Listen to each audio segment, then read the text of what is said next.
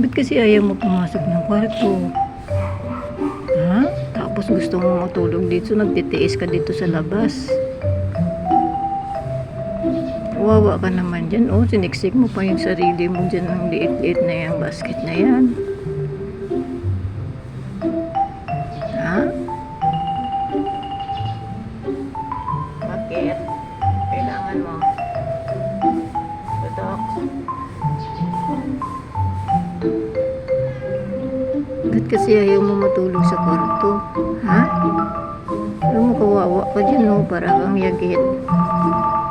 Para kang yagit yan, no?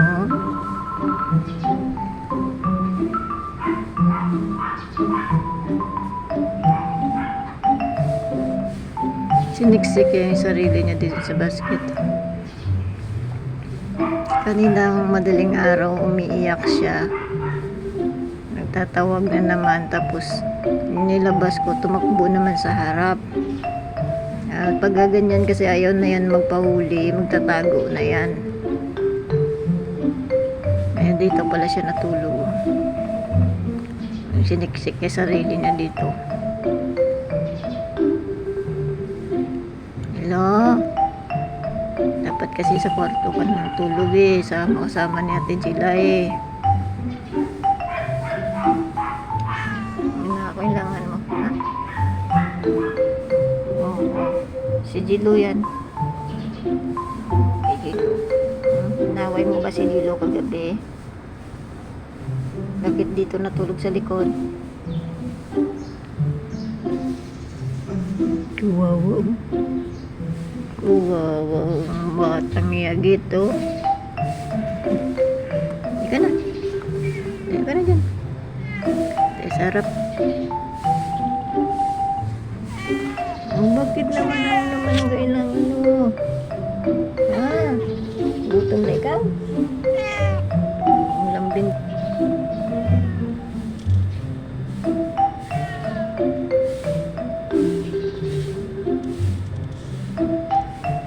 Gano'n yun. Diyan, dali na. Ano ka pala? Bumalik ka? Anong gawa mo dyan?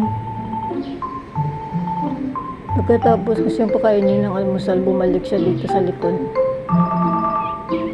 Ano yung inaabangan mo dyan? Inaabangan yata ang ibon. May inaabangan siyang ibon yata. Ibon? May ibon? Saan? Ito yung mata niyo. Saan ibon?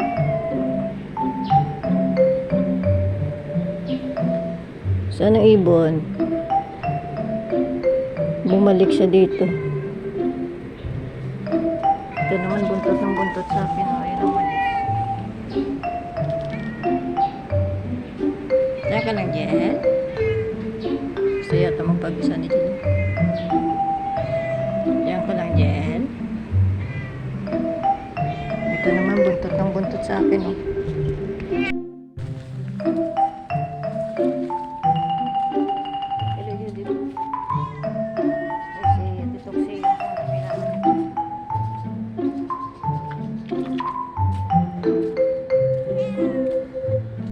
Kasama pala ni Gilo si Mr. Bigote. Ay, doon si Mr. Bigote.